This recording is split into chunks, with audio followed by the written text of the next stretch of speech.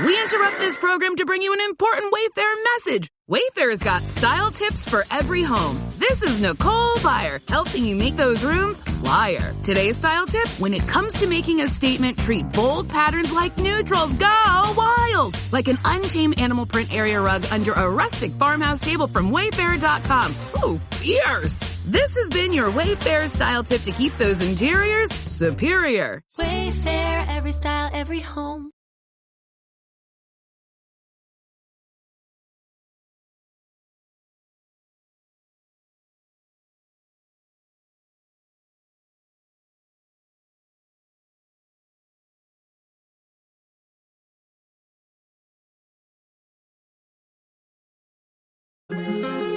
Who is Tina Nelms?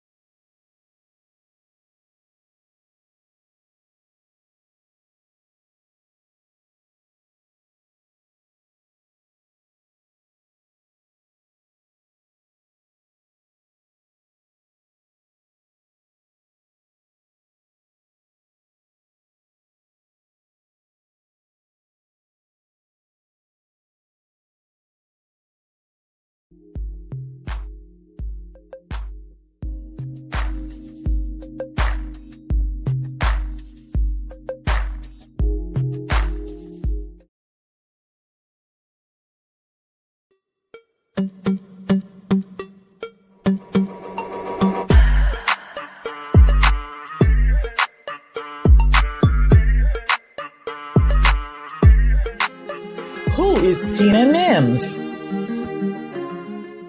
Hello, I'm Tina Nelms from Houston, Texas. I am a gospel artist, recording artist at this time, but have grown up in Houston all my life, native Houstonian. Grew up singing, playing gospel music from the age of 12. A Houston, Mass. Gospel music workshop kid. Wrote music already. Started at 17 years old. Presented at the gospel music workshop, and then just went on playing for churches, my gospel choir in the university, and continuing to write music throughout the years. Decided to go ahead and be an artist in the last 4 or 5 years. Once I've kind of done some things I needed to do in my career, but I'm also an HR professional. I'm a licensed Christian counselor. I am a HR consultant with my own business with career coaching, life coach. I have a bachelor's degree in education, a master's in Christian seminary, and a master's in HR management. So very well-rounded, try to keep myself in a lot of areas where I can be a vessel and an instrument to be a treasure and a blessing, which I have a show called Treasures and Blessing that streams on Roku. But definitely want to be a treasure and a blessing to the people. That's Tina Nelms. That's all I can say.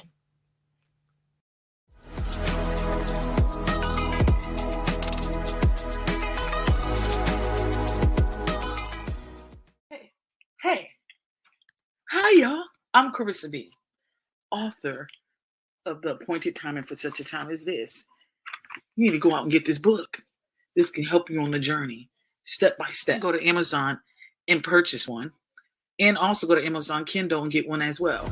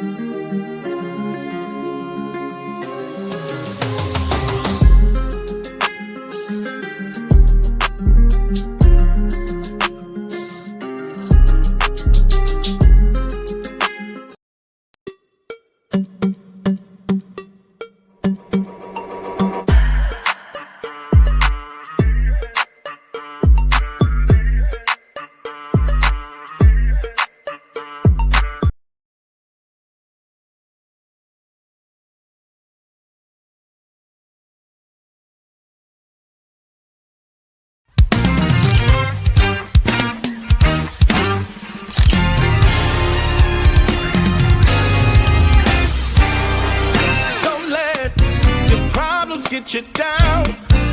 He can turn it all around. Welcome to the the zombies on this side. Hey, but you're gonna be looking at the camera. Yeah, fire. Okay, where the camera at though? Sometimes you can't like take a wrench. We go 1, 2. He can turn it around. Don't let your problems get you down. He can turn them. Like this. The camera gonna be moving this. Gonna show these ones in this one. Great or small, he can solve them. He can solve them all. So I'm telling you, he can turn it around. Turn it around.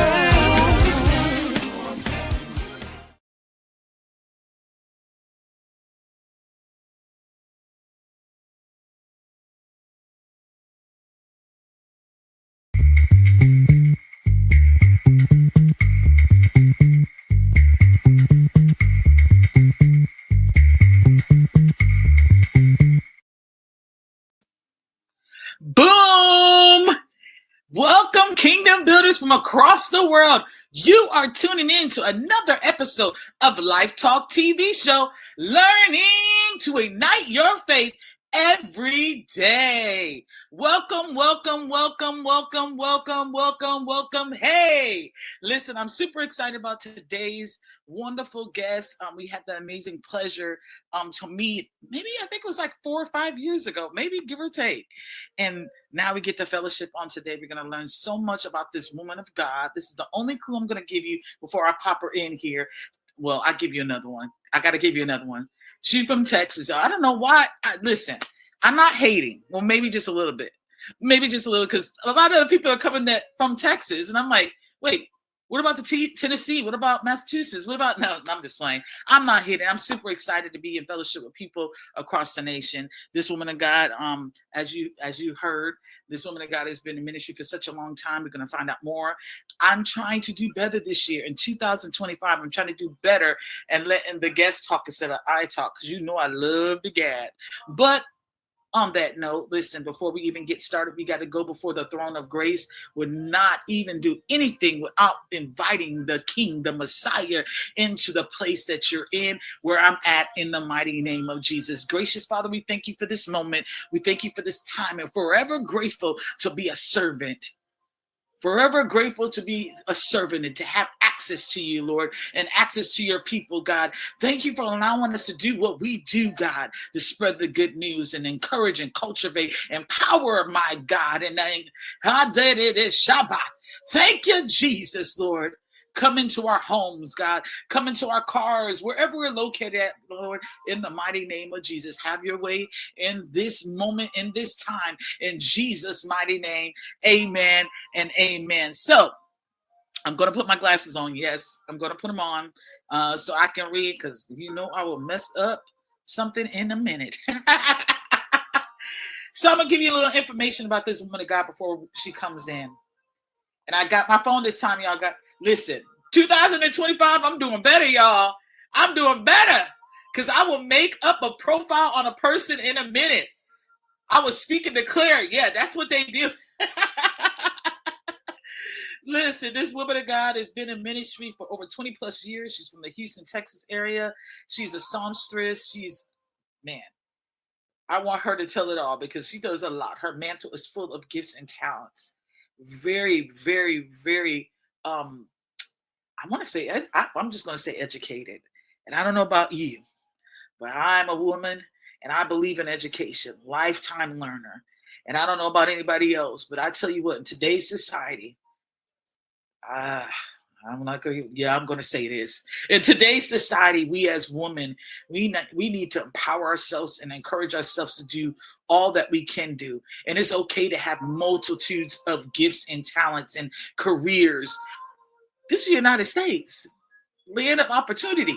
Why are we limiting ourselves or feeling like we have to limit ourselves because society says we have to, especially with minorities, women overall, I'm just going to keep it real with you. So here's our time to amplify, especially if God says do it. Now I got it. Some of us are a little scared to do what we're about to do, but God will never leave you or forsake you. So I don't know who that's for and who is going to minister to, but there you go. Boop. There's your little drop for Jesus. And I'm just like, there we go. But this woman of God, like I said, her name, I met her, I want to say 4. I want to get the years right, so that's what I'm holding off. But listen, we met a couple 4 or 5 years ago at the S&M Awards. It was a weekend of different things that's going on. And this woman of God was such a blessing. I'm going to tell you, she can rock some clothes, y'all. I'm all about them clothes. Putting them clothes on. That day she had this green on. I was like, oh my gosh. We had a luncheon. And she probably don't even think I remember, but listen, when you flawless, you flawless. I'm going to remember. Let's welcome Miss Tina Nelms. Let's bring her in. Hello, everybody. Thank you. You've been so kind already. And I can't believe you remember the green. Oh my God. I remember the green. Prosperous. I remember that green. Listen, on that particular year, because we had done the S&Ms before, I worked the background. A lot of people don't know, but I do work a lot of backgrounds for other people. I see nothing wrong with that. There's nothing wrong with helping people build their ministries and stuff. And so that particular year, I drove down 9 hours in a van with my kids, whole family. Wow. And we always drive, but this particular year I had a big van. So I was exhausted trying to make sure I don't hit anything. So the day that we seen y'all was the luncheon. And we were already having issues with the building and stuff. And I mean, you were there. The heat was high, then it was cold, there's a lot going on. But what I will say about that particular day is that everybody that came in was so warm, welcoming. Everybody fellowship, ministered, the ate, and everybody just kind of gelled. Yes. It was great networking opportunity and sharing each other's experiences and knowledge of what we have learned so far so that we can share with someone else. Yeah. It was a beautiful experience, and I had not been in an environment like that in a while. Mm-hmm. Usually people are kind of resistant fellowshipping. They're afraid that they're going to, you're going to take something that they had. I don't know why. But first of all, I like to ask this question all the time. Tell us something about Houston, Texas. Wow. Well, one thing you already know is that it's a wealth of talent here. So sometimes it's hard to break out when you're trying to do that. But I think it's a place where all is accepted. Especially when I think about gospel music and the music genres. I mean, we have a lot of places where it's live music. We have a lot of places where you can actually do classical theater. Right. A lot of people don't think of us as a theater place, but we have a great theater district here. And some great young people doing some theaters and the ensemble theater in some different locations throughout.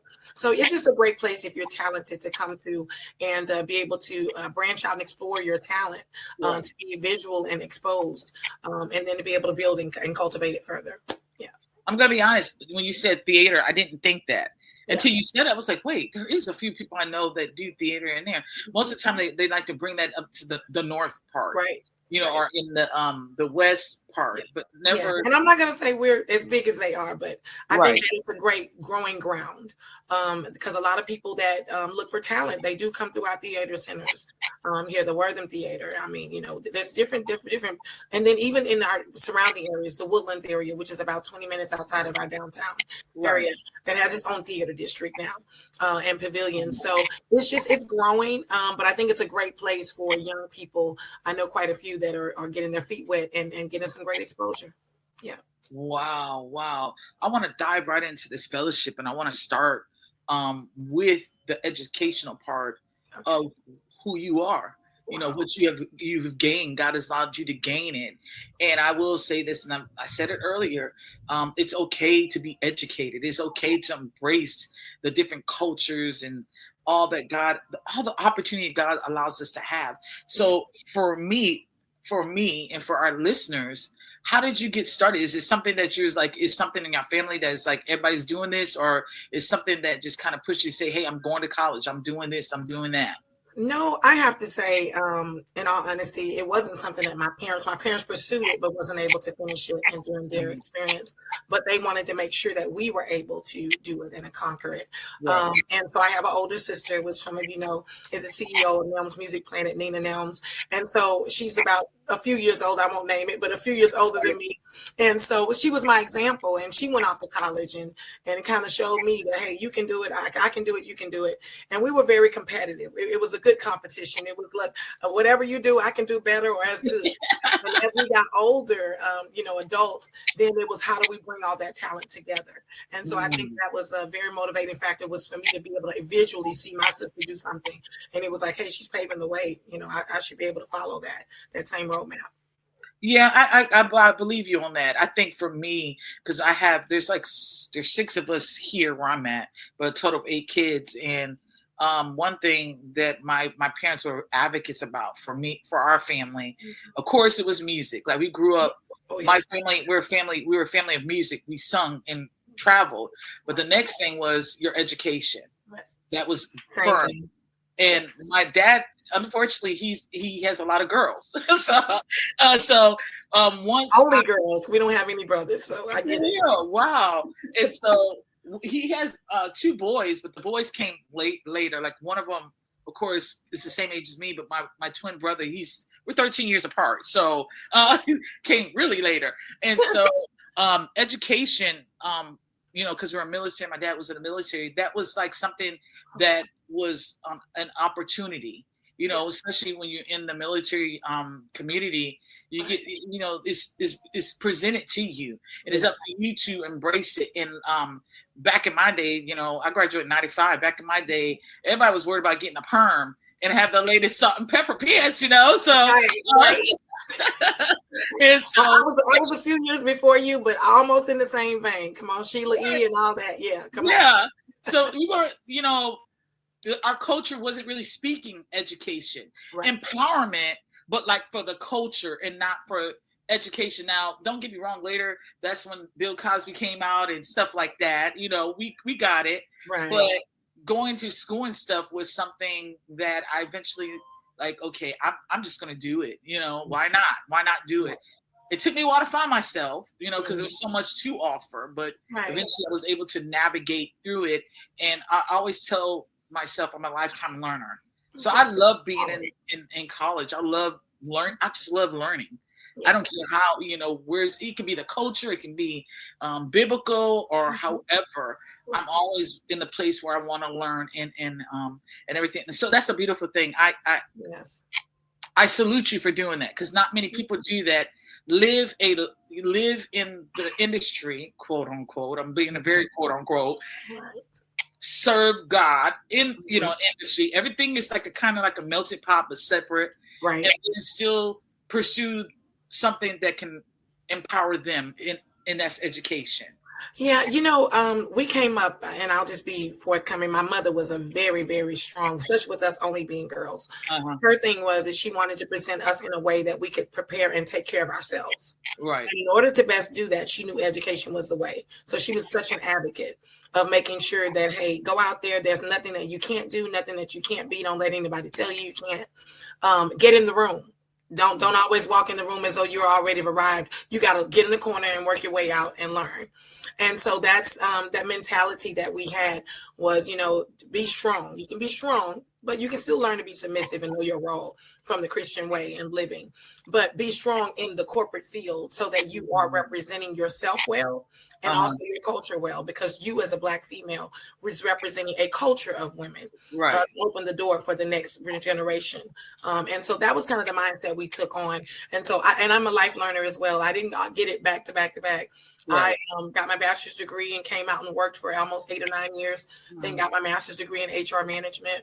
And then about 3 or 4 years later, went back. I enjoyed school, enjoyed college, the experience, and went back. And I wanted just for myself, it wasn't so much about calling. I know a lot of people go to seminary for a calling purpose. Right. For me, it was just I wanted to know how to defend the faith, how to just speak intelligent about it, how to present it to a non-believer and be able to answer their questions effectively. And yes, we get our basic foundation from the church, but I think really studying intuitively about it, that's why I got my seminary degree at Liberty University. Wow. Yeah, I went there too. Man, that's so cool. Yes. Come on. Yes. I tell you what, it was so profounding to do it. I unfortunately had to stop and everything else. But God's timing is always different from our timing, and everything else. But what I wanted to go gradually into, being the fact that you are a lifetime learner, my question is, how did you get into music? How did it get started? Wow.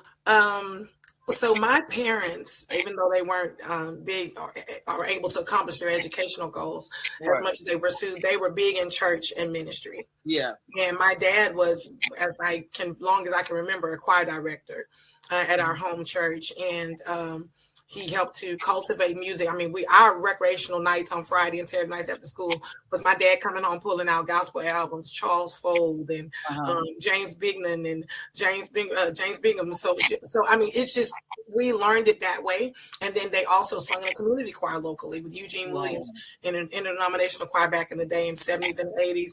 And so we followed them singing and learning and sitting on the same instrument as some of these profound musicians. Watching their hands. I used to just sit and watch their fingers because I wanted to play. So at the age 5, I started singing, got up and wanted to sing in my church. And my mom was like, well, you got to join church if you want to sing. And so as transparent as I can be, it wasn't about me knowing the Lord at the time. It was about I wanted to sing. And I cultivated my relationship with God. But my singing and the words convicted me. But yeah, that's how I got started, was singing in a youth choir at a small traditional Baptist church and waking it up, singing Going Up Yonder. So that's how I got started at 5. And then by the time I was 12, I was taking piano lessons. My sister and I took piano lessons. Both of us are classically trained, but she's more on the classical side. I'm more on the contemporary inspirational side and gospel side. Yeah. What I found amazing about the piano, I'm not a piano player. I like percussion, but my sister's a percussionist too. Piano, it takes a gifted and I don't know, when I see somebody do the piano and they're able to present a story or present a sound or create a atmosphere sound for someone, I think, for me, and this is just me, don't get me wrong, you can get classically trained and stuff, but there still has to be that anointing gift that has to be implemented into to take it to another level and everything else. So with you being classically trained and of course doing the gospel industry, is there a time when you feel like do I have to choose one or the other, or were you able during your ministries and stuff bring both of them together? I think I bring some of my classical into what I do. I look at myself as more being gospel, but also I do some love and inspirational music as well. Kind of the BBCC Winans, love and wedding type of music. I do that as well. And I think I get an opportunity to cultivate some of the classical into it.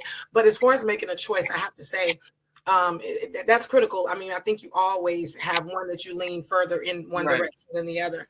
Like I said, my sister's more on the classical side. I'm more on the gospel side. However, when I was about 15, 16, taking piano lessons, what have you, and starting to play for the church at those ages, I knew gospel was the way. I was like, Lord, and I prayed. You talk about gift. I said, Lord, I want to play what I hear. Right. On the radio, I want to play that. I don't want to play A, B, C, D, E, F, G scales. I want to be able to really play and be an accompanist. And within 3 weeks, I was able to start playing and could not tell you the chords, progressions, or anything that I was playing. So at that point in my time, my mom said, okay, I see where you're going. Let me get you to the right person. And what you hear out of Yolanda Adams today comes from a lady named Shirley Joyner with South Inspirational Choir. Well, I took piano lessons from Shirley Joyner at her home music school to learn how to know what keys I was playing, chord progressions, gospel improvisation. All of that came from her. And one of my peak period moments was Richard Smallwood walking into my class one day because he was in town at the age of 15. And I was like, wow, you talk about somebody I would love to cultivate behind. And be mentored. And he signed my folder, and I'll never forget that day. He was like, wow, to be able to be in his presence was imaginary. Yeah.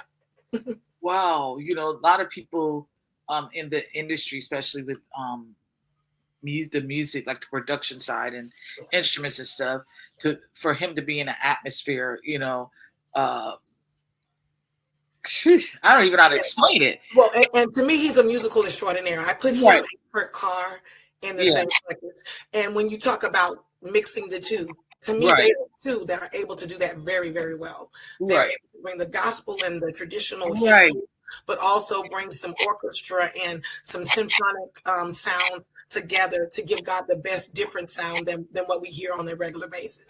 Right. Hey, when you said that, I remember the video. We used to, we got videos. The what is it? Wild Gospel too. Yes. And one of the videos, he was singing Calvary. Yes. And when you said that, that automatically I went to that moment when I first heard it, Calvary, and the operatic and the orchestra sound in the background that makes you think of a cross being pierced. Right. Yeah. Right. It was so much going on, but when I first heard, I'm not gonna lie to you, I cried. But I'm a crybaby, so I cried. But I love the sound.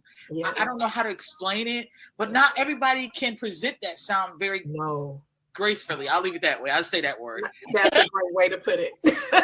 Great way to put it.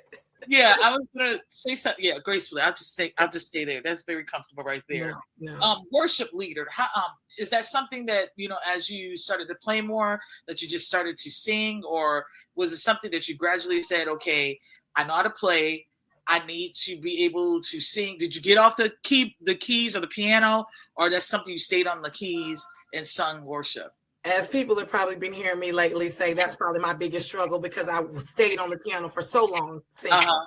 So standing up and now being an artist the last couple of years, it's been one of my biggest things to transition because I've always played and sung. I played and sung and led songs while I directed a choir as a minister of music and music director. So for me, it's my comfort, or my what I call it? I call it my blanket.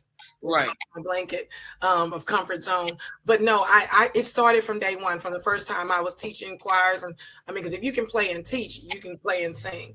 So it pretty much, if I believe that for me, it was always a balance of the two. It wasn't one further than the other. It was almost like it cultivated at the same time. Yeah. And a lot of times with songwriting, it normally comes that way. A lot of people say that lyrics come first or the music come first. It's almost like something urges me, get up out your seat. I'm going to give you something, and I have to go get to the keyboard, and it comes all at the same time. Yeah, I think that's very creative. Like with my sister, my youngest sister, she's a songwriter, and she doesn't play keys. Even though my mom would put her into get a teacher how to play keys and stuff, she was like, no, I just let me. And so she did little chords, but not nothing major. Yeah. And I always ask this question. I'm wondering, would you prefer to be a musician or a songwriter? It just depends. And she was like, man, I just wish I had stayed and learned how to play keys and piano because it enhances, especially when you're songwriting. She says, you have all these chords that you're in, and you're writing. And my producer, that's one of his big things. He's like, I work with a lot of artists, but Tina, you're one of the ones I love because when you send me a draft, I don't have to figure out, it's already done. Yeah. I take your basic foundation and just, enhance it. And I'm like, yeah. Right. And I can't do what you do because what he hears and the beats and the extra this, and the extra that, the improvisation, the instrumentation, he takes it to another level. Shout out to Roger Bubba Dowling, my producer. But he always says, Tina, trust me. He's like, take it and do what you do with it and then send it to me and we ready. Let's go. Wow. She to this day, she's like, man, it just be much easier. Yeah. But now we got to start from here, and then they got to write the chords because she never learned how to read music, not real good. So then even my brother, he learned to read music, but he also knows by just hearing. So they're calling out 2, 3, and I'm like, what? Just can you give me. Press the C so I know where I'm supposed to be at. Give me my note. Yeah, I all this other stuff I just don't. But that just tells you the dynamics of growth. There's so much to it that people they take for granted. I was talking to some other musicians a couple of days ago, and someone said, yeah, because it was somebody that was turning around trying to tell them how to do what they do, but they couldn't play. Right. And we were making a joke about it. I said, oh, he was giving you instruction. And the guy said, yeah, I just smile and laugh because they don't realize how much goes into what we do. That's true. Said, the theory, the timing signature, the notes, the chord progressions, the call outs, all of that is happening while people are performing. All that's happening. And a lot of people think, oh, they're just up and singing. It's so much more going on in the mind. I'll be like, just give me my note. And y'all got it from here. Just give me my note, and we can take it from here. And that's how I used to do it. Even when I led, I was like, okay, give me the note. What you want me to do? Yeah. And just take it from there, because I just didn't. And it, like I said, it just all went back to when we were singing. Of course, like I said, me and my siblings, some of my siblings are 13 years apart. When we first started singing, we were the different notes because we sung a cappella. So we didn't, But as we progressed in singing, that's when we started using musicians and stuff. And it's just a different feeling. It was hard to transition.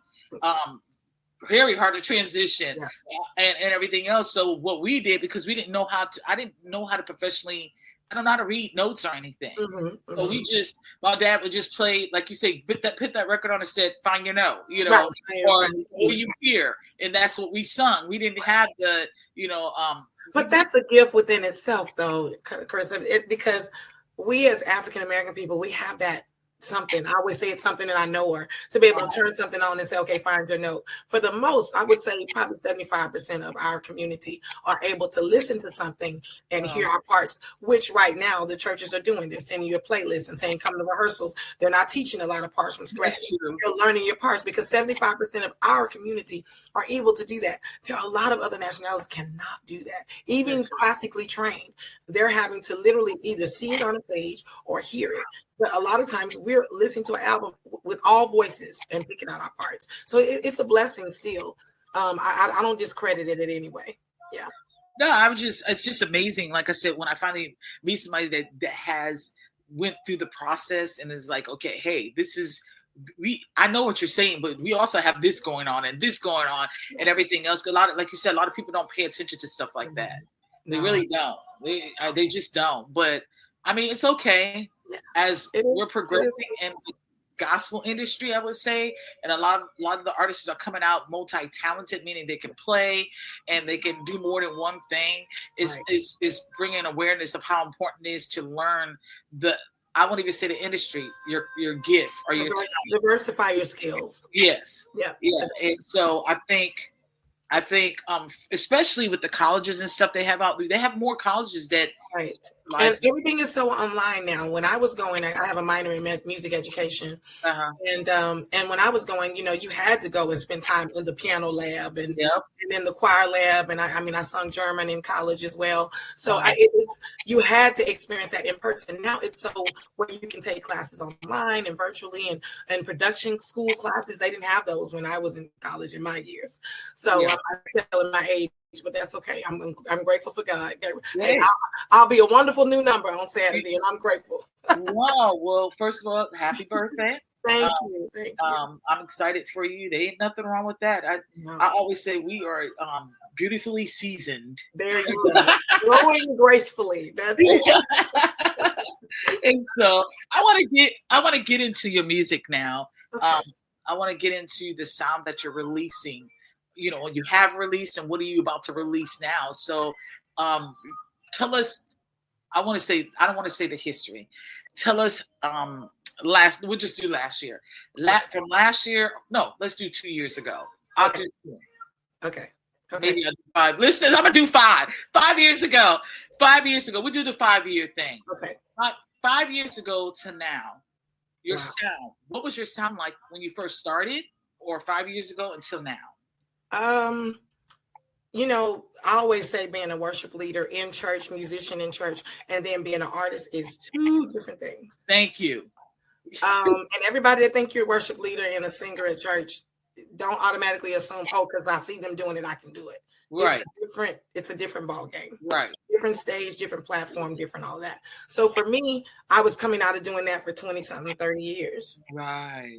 So yes, I knew that I had done, stage and other things in college, but I had not cultivated that because I had been on my career and corporate side for so long. I didn't really focus on it, but I knew I wanted to do it. And after I got my son, graduated college, then I said, okay, I'm ready. I'm ready to really devote my time. So I think for me, it was transitioning from that church sound to a sound that still has the same message, same conviction, but more marketable and PR related, because the industry, it is business. What you say? Okay, and I have to stress that it is business. And even right now, I have people that ask me, when are you going to do this song from 20 years ago that you wrote? When are you going to do this song? And I'm like, it's coming, but I've got to expand my exposure, Right. so that when I do try to deliver that, it's listened to. Because Right. if it's not, and no one is listening to what I have now that is, marketable and more vibe, because we're into this vibe now in the gospel industry. I want to have something that I can bounce my head to, but also be convicted, and get the words and the message. So I think for me, it's making that transition from that church sound to strategic business marketing as an artist. There is a true difference. However, I will state this very, very strongly, but I've never wanted to lose my conviction in the reason why and the reason I got into it. And there's a thin line between that. You got to really make sure my message is pure to who I'm singing it to. My purpose is why I'm doing it, but it's a business and I got to make it marketable so it will be heard. Right. Yeah. I get you. Listen, I was just about to say that, y'all, it's a difference. Yeah. I promise you not. We coming from a cappella, right? Like singing in churches and just kind of I would say freestyling it. And then when we became national recording artists, I was like, what is this? Like we were so untrained, but not just just completely not, we just weren't prepared. Yeah. Business wise, didn't know. What do you mean marketable? What's wrong with what we got on? Come on. What is wrong with the way we look? I didn't know we had to do all this. Everything was just so like throw in the face, like do this, do that, do this. And for some of my sisters, they just weren't having it. They were like, what I'm not going to do is take away from who I've been created to be, and that I'm a worshiper or this, whatever this sound they like. Right. And it became a weight for them after a while. The traveling and going here, people telling you only got 5 minutes, you can't worship. Come your on, song is, and all the track ends. That's it. That's it. No ministry. No, just bring a track. What? Track. Make sure the track. Yeah. And let me tell you that story. And I don't mean to catch you off. No, go on. That story. I play, and so that's automatic. Of course, my comfort zone. Right. But the first thing they say was, "Well, that's cute, but our instruments are in a pit. They won't see you. Right. You gonna have to stand up on this stage, and you got 5 minutes." Wow, I've heard some crazy stuff when we were doing it, and some of my sisters just not having it. And so what happened eventually, they were like, no, I'd rather just do something else. And so that's what I was saying. You have to know who you are. You have to know. So when you mentioned about the market and having to, make it marketable, I got what you're saying. And you're not taking away from that is kingdom. No, you just see that it is a separation. People say it's not, but I always tell people it is. You're gonna have to, because what will happen is you be forsaking God. You don't even realize you're doing it, because they'll make you feel like, okay, no, well, if you just do it, it's going to just a little entertain. Yeah. Or can you move a little more? Or, can you get some background dancers? Or, I tell anybody I'm a Yolanda Adams, CC minus, stand flat foot and sing. I'm not much of a dancer, much of a mover. I may move a little bit if I feel it. I'm a person. I'm going to be authentic to who I am. Yeah. If you can market that, which is my prayer, that I'm good enough that you can market that, then let's do it. Right. Or you want to make a few tweaks, maybe, long as they're within a certain scope. Right. But don't ask too much that's not God ordained. It probably ain't happening for me. Right. So knowing the fact that you have to separate them, knowing the fact that you had to make the marketing versus this and everything else. Would you say that your journey has been a little bit different than others that you've seen, or anybody you've talked to in the industry? It's like, wait, my journey's kind of been different. A little bit. And the one reason that I have to give full credit, I probably wouldn't be where I am if it wasn't for my sister being on my sister's label. Wow. Having that openness. One of the things that she, prides herself on with the label is to let the artists be themselves. Now, do we have to put a strategy together and make it marketable and do certain things? Yes. But again, like I just said, there's certain things I'm going to do and certain things I'm not going to do. Right. And that's not going to deviate. Well, most labels are not going to let you do that. They're not going to put their money behind you. They're not going to push you. They're not going to, allow you that bandwidth to make those decisions. Right. So that's why I make that remark that I probably would not be as far as I am if it wasn't for that, because most labels probably would have said, well, no, we're not going to be able to function with you under those terms. Yeah. I agree with you. So I'm grateful to God for the opportunity.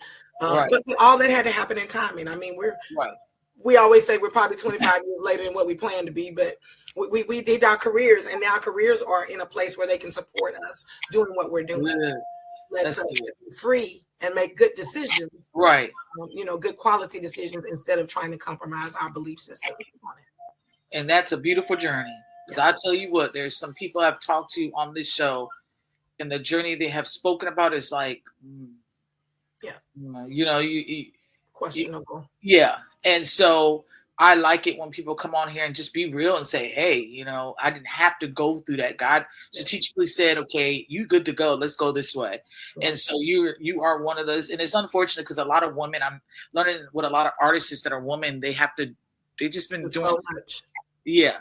Yeah.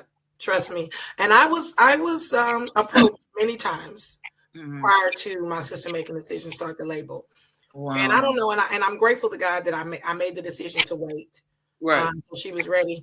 There were a couple times, you get antsy. I'm getting older. Right. Maybe I should, but I just never felt comfortable by some of the conversations and things that I heard some of the other artists and seen some of them what they went through. And I was like, I just don't want to be in a situation where I have to make a decision on my own morals and beliefs of what I want to do. Right. And I think that's where, with me and my sister, I could truly say that I think that's where it kind of went wrong, because the industry, you look at, married, single, they don't even care no more. No. And they see a group of female, okay, and it be some crazy stuff. Listen, I ain't gonna even get into it, but read between the lines, people. Okay, thank you. I tell you what, but thank God for His grace and mercy. He's keeping us. Keeping power. Yes, that's a beautiful testimony. So, listeners, viewers, y'all can do it. Trust God in the process. I feel like you have to rush to do something that God might not say, this is not the season yet. And I am a living witness that if someone would have told me that it would be happening now in my life, I probably would have told them, oh no, I probably would have given up by then. Wow. But I kept pressing, and kept waiting for God to say, yes, now it's time to move. And unfortunately, it's in my later years. And I mean, I'm in my 50s, and I'm glad to say. And I'm grateful to God that He's still using me and sustaining me in a way. And my mantra is, don't give up. I wrote a song, and I know you've heard it, My Faith in My Fight.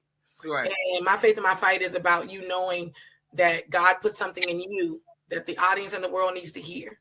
And nobody else can deliver it. There's someone waiting on you to deliver it. You just got to press your way through enough until I give you the opportunity to share it. Wow. Yeah. May 2024. I hope I got the right month. You came out with more music, and here it is, right here. Yes.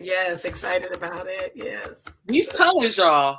I don't know. I'm a color person, so when I see color, it catches me. I'm like, oh, what they doing? Yes, we wanted it to be in your face and just likable and colorful and attractive. Yes. Yeah. PR marketing. Yes, I love it. I was able to fellowship with Mr. Thomas, and I loved it. His colors. I was telling him, I said, "Man, this green is everything." You came out here with, yes. Put it on. Tell us about the sound. Tell us what's going on this journey. So we had the pleasure. Our label met with Musgrove Distribution, who connected us with Molly Music. We were getting ready to go on tour and open up for him. He's as everybody knows, extraordinary himself. Right. Very urban contemporary gospel, but definitely still conviction. You will not leave thinking you have not been in God's presence with him. Right. And so when we started talking about going on tour, some kind of way they started talking about, well, it'd be great if we could do like a song together, a collab or something. And he said, okay, well, if you got some music, send them to me. And my sister was like, okay, you're the songwriter. Come on, what you got? And so I was like, it took me a couple of days, maybe 2 or 3 days. And I wrote about 5 or 6 songs. And I always kind of bounce things off my producer. And he, unfortunately, came from Georgia, too. So he's familiar with Molly. And we picked the best 2 songs that we could. we pitched it to him, and I was a little nervous, of course, that he was going to come back and say, nah, I'll write something. Don't worry about it. Right. But he came back and he told my sister and the team, he said, hey, I'm having a problem picking a song. And my sister's like, uh-oh, okay, what's the problem? He said, I like both of them. Right. Wow. And so we picked Turn It Around. He really liked that one, the groove. And for me, writing that one, even though it was for all of us, I just feel like no matter where I am in my career, life, where Leroy is in his life and career, family, and and Molly on his journey where he's further along than us, no matter where we are, God can turn it around. No matter what you see before you today, God can turn it around. So God gave me the blessing to write the song, and definitely for us to come together and collab and put our different creativity with it and sound and gel it together. And the producer, Roger Bubba Dowling, put his stamp on it and got the horns and everything on there. And it is a vibe that you can listen to, be encouraged, but also it's attractive to just say, hey, I'm enjoying the music. Yeah. Wow. And y'all are going to be able to see the video and some behind the scenes of that as well. So y'all listen, y'all got to stay so you can see it. Yes. Don't leave, because I tell you what, it was really good. I peeked. I did. I peeked. The behind the scenes, I peeked. But I want to. What'd you say? I'm sorry. I just said, come on behind the scenes. Yes, it's intriguing. But to me, I'm getting excited because the video does release this Friday on the 17th of January. So be on the lookout on all different streaming platforms. We're going to have it out there, and our link at nelmsmusicplanet.com. You can catch us there. But yes, it's coming this Friday, January 17th, day before my birthday. That's what I was about to ask you. Then I was going to throw this one out. Bam, this is coming up for you as well. Yes. We just actually this past weekend it aired on Saturday and Sunday. We were there, did Turn It Around there, but we also did some of our original music, Leroy, Thomas, and myself, did our own original music as well. So we're just grateful. That was my second time being with Bobby Jones and the team, and he's just such a phenomenal person in the industry, and a wealth of knowledge and hilarious. I mean, just comical. Anybody that has ever been around him, he's comical. But it was Leroy's first time, so it was great for all of us to experience that, and then also for Molly to be there and do some of his original music as well. So it was a great event, and you can catch that on VTV or on Dish Network. So it was out this weekend. I tell you what, I didn't know y'all were in the Tennessee area, because we could have went. And everything else, we're like maybe 30 to 45 minutes away. Oh, wow. We do a lot of stuff in Nashville and stuff. So I didn't know about it. I gotta make sure next time, because we're in Tennessee for some reason a lot. So whenever I'm there, I'm gonna have to ping you on, let you all know, hey, fam. Yes. This is not the end of your tour, is it? Y'all still picking up dates and stuff, so, right? No, actually, we ended in November. Was our last date, which that was aired in October, and they presented it this past weekend. And so the video is a culmination of everything that we're doing with Turn It Around. Now we'll still be going around and singing it, but I mean the tour that we did for that year is done. We're looking at some other dates and things that are coming up. I know we're going to be on the SOAR Awards. We'll be doing the Turn It Around there. So we'll be doing that on the TV taping that's coming out in Chicago in March. So definitely some more opportunities that are coming. But as far as the tour, that was done in November. I was just about to ask you what's coming up for y'all with this. I know y'all trying to push it more and everything else. The marketing task is pretty awesome. I know I'm gonna be real with you. A lot of times when we market, especially once we market it for a while, we kind of like, okay, what's next? Yeah. But I like y'all grind on how you're like, okay, let's continue to let's see how far we can go with this. Yes. Let's see how far we can go with this. So I commend you for that, because a lot of teams would be like, okay, what we doing next? Yeah. It's a new year, let's go. And to be honest with you, I mean, it's kind of dual-fold, because we're learning. Every year we're trying to change our strategy. Right. Last year was touring. This year we're going to do some touring and some showcases and things like that. But we're also looking at different opportunities at different churches, individually, like Sunday mornings and opportunities for that, where we can expand the reach. But Leroy and myself, we also have new music coming in the first quarter or so of this first year. So it's not like we're just focused on that, but we don't want to give up on. We think that message and that song definitely has not outlived its tenure at this point. We think it at least got another year or so to push it, because it's really done well. Molly's exposure and reach as well, and being added to that. And then just the song itself, I think the message, no matter, year, what month, God's turning around every day. So I love it. And I was just about to actually are you going to have any? You're answering questions before I'm asking it. That's a good thing, though. No, that means you're fluent and you believe in what you're doing. You don't have to. You're not going to wait. You're very fluent in what you're doing, and that's mission minded. And we need to be that way in the kingdom. And so, my question, and this is for our listeners and our viewers, on here we always go to a point where we give them something to be encouraged and cultivate them. The topic for today is for the master's use. Those who have cleansed themselves from the latter will be instruments for special purposes, made holy, useful to the master, and prepared to do any good work. That is 2 Timothy 2:21.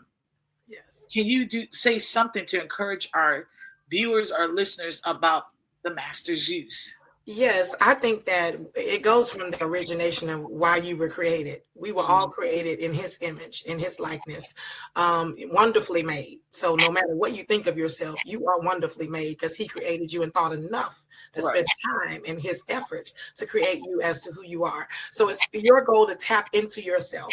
Define your purpose, recognize what those skills are that he predestines for you to share and share with the crowd and the audiences that you are in front of so that you can be used for the master. Take those platforms, those opportunities, turn them into opportunities to share his good news, his gospel. And while you're doing that, let God do the work to open the doors for you. You don't always have to push the door open. Just represent him. And as you're being used for the master will make door open for you to be used further. Amen and amen. With that being said, how can we get connected to everything that you're doing for the kingdom? Sure. So my music, of course, you can find me on all social media platforms, Tina Nelms Music or Tina Y Nelms on my Facebook and Instagram. And then you can also find me at our website, nelmsmusicplanet.com, to do any bookings.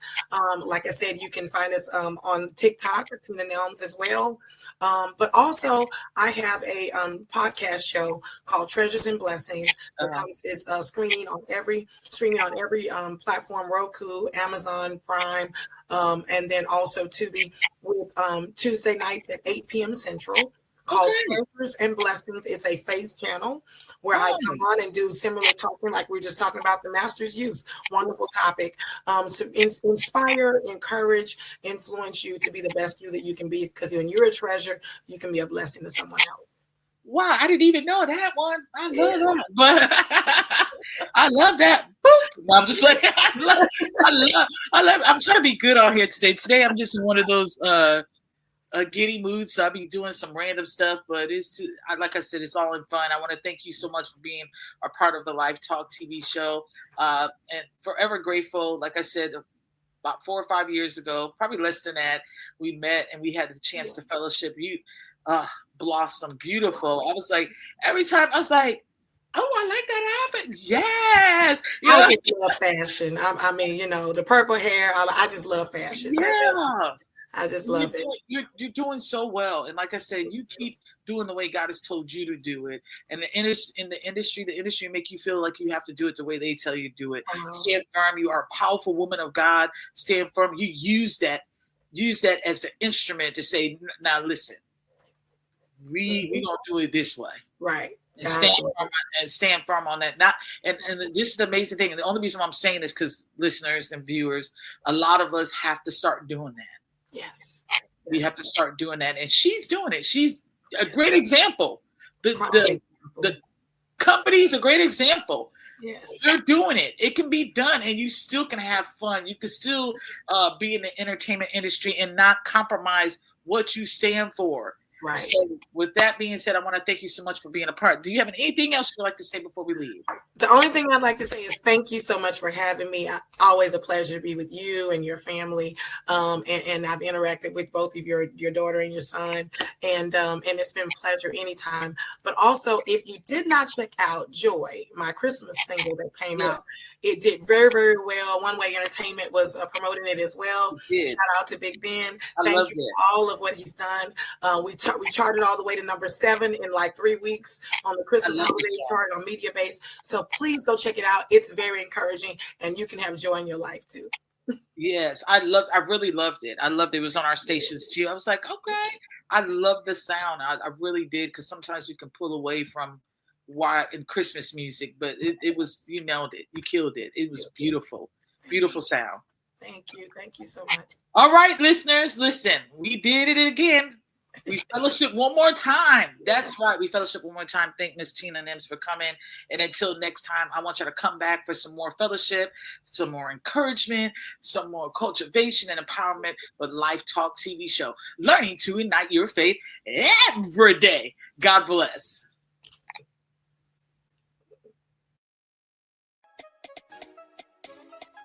Thank you for being a part of Life Talk TV show. We would love for you to connect with us. You can connect with me on Facebook, Christ-like or Prophetess Carissa Bean. Instagram, officially Carissa Bean. My website, CarissaLB.com. And of course, TikTok, officially Carissa Bean. We would love to fellowship with you. God bless.